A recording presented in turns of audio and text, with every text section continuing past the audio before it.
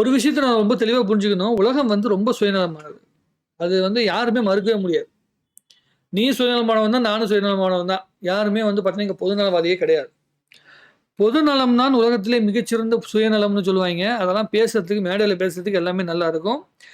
ஒரே ஒரு விஷயத்த மட்டும் நான் எப்பயுமே எல்லாத்துக்கும் சொல்லுவேன். Money is always ultimate. எல்லா விஷயத்திலயுமே. ஆ கமெண்ட்ல எழுதுறதுக்கோ, இல்ல வந்து ஒரு கட்டுரை எழுதுறதுக்கோ, மக்கள்கிட்ட கைத்தட்டு வாங்குறதுக்கோ, மேடை ஏறி பேசுறதுக்கோ, இதுக்கு எல்லாத்துக்குமே எல்லாமே பயன்படும். ஆனா, இது எல்லாமே வந்து நீங்க பண விஷயத்துல வந்து நீங்க ஓரளவுக்கு திருப்தி அடைஞ்சீங்கன்னா தான், இத வந்து உங்களால செய்ய முடியும். ஃபினான்ஷியலா ஸ்டெபிலைஸ் ஆகாம நீங்க என்னதான் தத்துவம் பேசுங்க, அது உங்களையே உங்களுக்கு ஒரு பெரிய பாசிட்டிவிட்டி கொண்டு வராது. இப்ப நம்ம பேசுறோம். இப்ப நம்ம ஓரளவுக்கு ஒரு வருமானம் பண்ணிட்டு பேசிட்டு இருக்கிறோம். இதுவே உங்க அக்கவுண்ட்ல வந்து ஒரு ரூ. 10,00,000 பேலன்ஸ் இருக்குன்னு வைங்க. அந்த ரூ. 10,00,000 பேலன்ஸ் இருக்கும்போது நீங்க ஒரு ஒரு சவுண்ட் விடுவீங்க பாருங்க. உங்களுடைய வாய்ஸ்ல இருக்கிற அந்த சவுண்டோடைய அந்த ஃப்ரீக்வன்சியே வேற லெவல்ல இருக்கும். பயங்கர தைரியம் வரும். அது எல்லாத்துக்கும் வரும்னு சொல்ல முடியாது. ஆனா மேக்ஸிமம் பேருக்கு வரும். பணம் அந்த தைரியத்த குடுக்கும். ஏன்னா, நம்ப வந்து அடுத்தவங்க எதிர்பார்த்து இல்லை அப்படிங்கிற தன்மை. கடன் இல்லாத வாழ்க்கை அது அற்புதமான வாழ்க்கை. கடன் இல்லாத வாழ்க்கைய வந்து கடவுளின் வாழ்க்கைன்னு சொல்லுவேன் நானு. அதே மாதிரி பணத்தேவை இல்லாத வாழ்க்கைய வந்து துறவியின் வாழ்க்கை.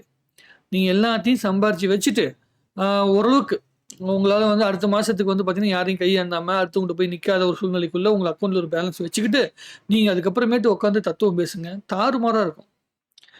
ஷாருக் கான் ஒரு வார்த்தை சொல்லுவாரு. என்னமோ சொல்லுவாங்கல்ல, நல்ல வார்த்தைங்க அது. "நீ தத்துவம் பேசு. ஆனா பணக்காரனாயிட்டு தத்துவம் பேசு." நீ என்ன சொல்லுவ? "பணம்லாம் முக்கியம் கிடையாது. பணம்னா ஒரு சாதாரண பேப்பர் தான்." அப்படி இப்படின்னு சொல்லுவாங்க. அந்த பேப்பரோட வேல்யூ வேற. "அருள் இல்லாருக்கு அவ்வுலகம் இல்லை, பொருள் இல்லாருக்கு இவ்வுலகம் இல்லாகியாங்கு." திருவள்ளுவர் 2000 வருஷத்துக்கு முன்னாடியே சொல்லிட்டார். 2000 வருஷத்துக்கு முன்னாடி எல்லாம் நீதி, நேர்மை, நியாயம் வாழ்ந்துட்டு இருந்தவங்க. அவங்களுக்கே பணம் தான் முக்கியம் அப்படின்னு சொல்லிட்டு இருக்காங்க. அதோட இன்னொரு பயங்கரமான ஒரு விஷயம் கூட ஒரு திருக்குறள்ல இருக்குதாம். எப்படின்னா, யாராவது ஒருத்தன் உன்னால எதுவுமே செய்ய முடியாது அப்படின்னு நீ சொல்லிட்டே இருக்கான்னு வையேன், நீ சம்பாரிச்சு நின்று. அவன் என்ன சொல்றாங்கன்னா, பொருள் சேர்த்துடு. பொருள சேர்த்து கெத்தா நின்று. அதுக்கப்புறம் ஆட்டோமேட்டிக்கா அவன் பேச மாட்டான். நல்லா நோட் பண்ணுங்க. தெருவுல ரவுடிசம் பண்ணிட்டு இருக்க வரைக்கும் அவன் ரவுடி. ஆனா அதே ரவுடிசம் பண்ணவன் வந்து கவுன்சிலர் ஆயிட்டானா கவுன்சிலர். கவுன்சிலர் ஆயிட்டு எம்எல்ஏ ஆயிட்டானா அரசியல்வாதி. ஆனா ரவுடியா இருக்கும்போது அவன் பண்றது கட்ட பஞ்சாயத்துன்னு சொல்லுவான், திருடுறன்னு சொல்லுவான், ரவுடி பையன்னு சொல்லுவான். ஆனா அரசியல்வாதி ஆயிட்டதுக்கு அப்புறம் பண்ணானா ஊழல்ன்னு சொல்லுவான். அப்ப கீழ இருக்கவன் பண்ணா திருட்டு, மேல இருக்கவன் பண்ணா ஊழல்.